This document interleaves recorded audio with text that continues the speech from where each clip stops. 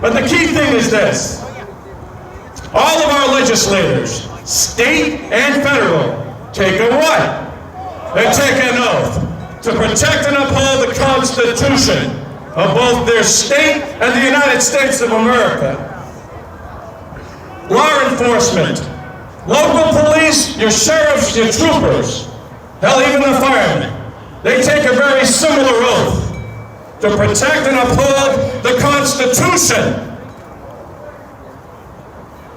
The right of the people to keep and bear arms shall not be infringed, period. Yeah! There is no gray area here. You don't get to pick and choose what part of the Constitution you want to uphold. You uphold it all.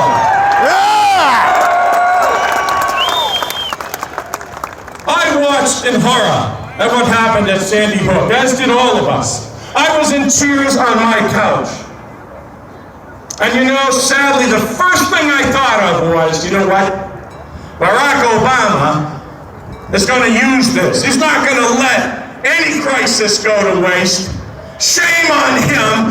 Shame on him for using dead children and the parents of dead children as props in an effort to put forth his ideology of gun confiscation. Yeah! Give him hell! We live in the greatest country that God gave man. And we are not going to allow anybody to take our guns away. It isn't going to happen. Ladies and gentlemen, I hear way too many commentary in the public, and even with some of the state reps in your state and mine, that talk about the Second Amendment like it's about hunting. They talk about the Second Amendment like the entirety of it is about self-defense. Surely that's important. But come on, the real reason the Second Amendment is second is because of its importance. It is there to protect the entire Constitution. It is the protector of it. The Constitution is the document upon which and the foundation upon which this entire country was built.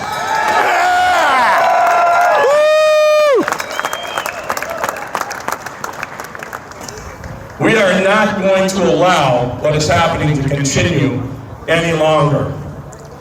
The reason for the Second Amendment and the reason why we need high-capacity magazines and semi-automatic weapons is so we can fight off a tyrannical government and so we have compatible weapons.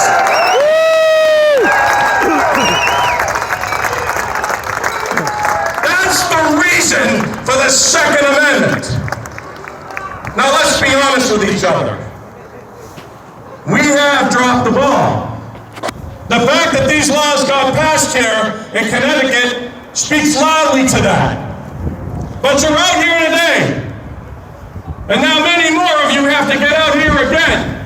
You have to make sure that every representative and every congressman that you vote for, that their first order of business is that they tell you they will uphold the Constitution and the Second Amendment of the Constitution. And I'm going to tell you something else. I'm a Republican, a conservative Republican. But I don't care about that anymore. Let's be honest. We have to start blurring the R and the D beside people's names and start realizing that we are all in this together. We are Americans, by God, before we're anything else.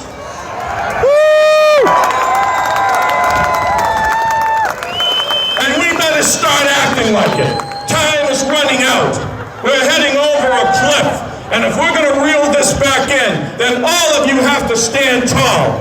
And by the way, I am, an advocate of having one of my favorite sheriffs in the United States of America, Sheriff Joe Arpaio, to take some posses and go down to Washington, D.C. and put this man in an orange suit. In fact, pink is his suit. Pink would look better. Sorry. And drag his butt out of that White House.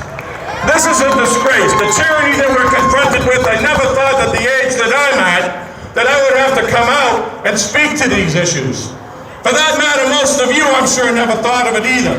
But you know what? It doesn't matter how old you are. It really doesn't. It took 3% back in 1776, and it's going to take 3% now.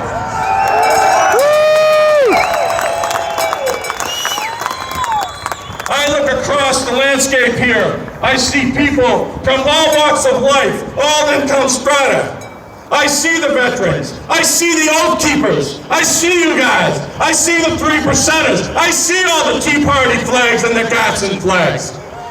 This is America. We're not the extremists. By God, if you believe in the Constitution, and you believe in America, and you believe in this republic, and you believe in small government, and people call you an extremist, then bring it on. That's what we are.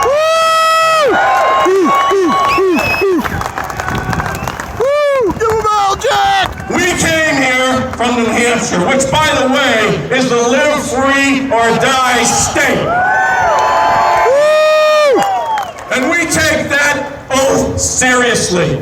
That's our motto. And when we came marching in today, we were deadly serious. We came to stand shoulder to shoulder with every Connecticut Patriot, hell, even Canadians if they were here, but every Connecticut Patriot that's here today.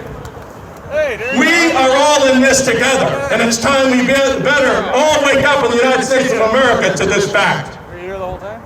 I will expect you, if we run into a problem, to come to New Hampshire and stand with us. You got it! Yeah! Woo! Give them all, Jack! In closing, I just want to say this. The day after Sandy Hook occurred, my 13-year-old, she's not 50, but my 13-year-old granddaughter came to my house. And she was upset, as any child of their age would be. And she said to me, Papa, my school has the same security system that Sandy Hook had, and that man just shot right through the door, went right in.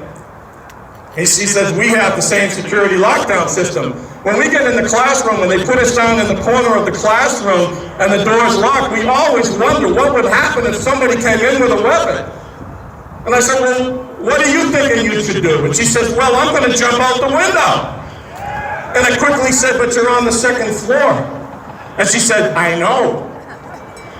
So, 3 quick points. She said to me, and I asked her, what do you think should happen? She said, I think the teachers should be armed.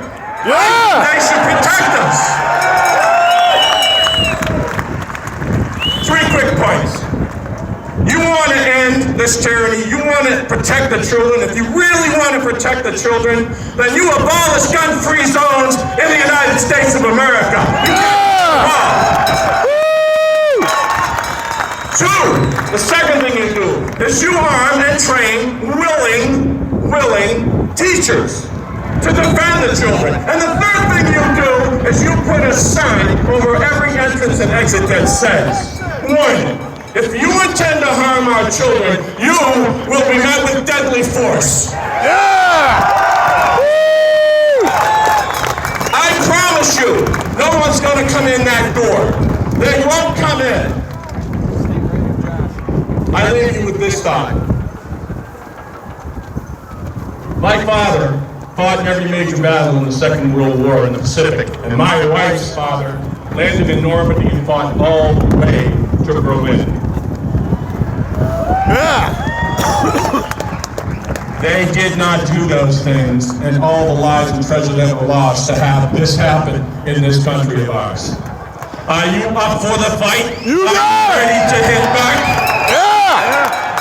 Then you, all of you, need to come out in droves and wipe out every single person that violated their oath of office in your state house. You get rid of this governor. You get rid of, I don't care, Republican, Democrat. If they voted or sponsored a bill that restricts your gun rights, you get rid of them and put people in that believe in this country and believe in the Constitution. Thank you for giving me the time today to spend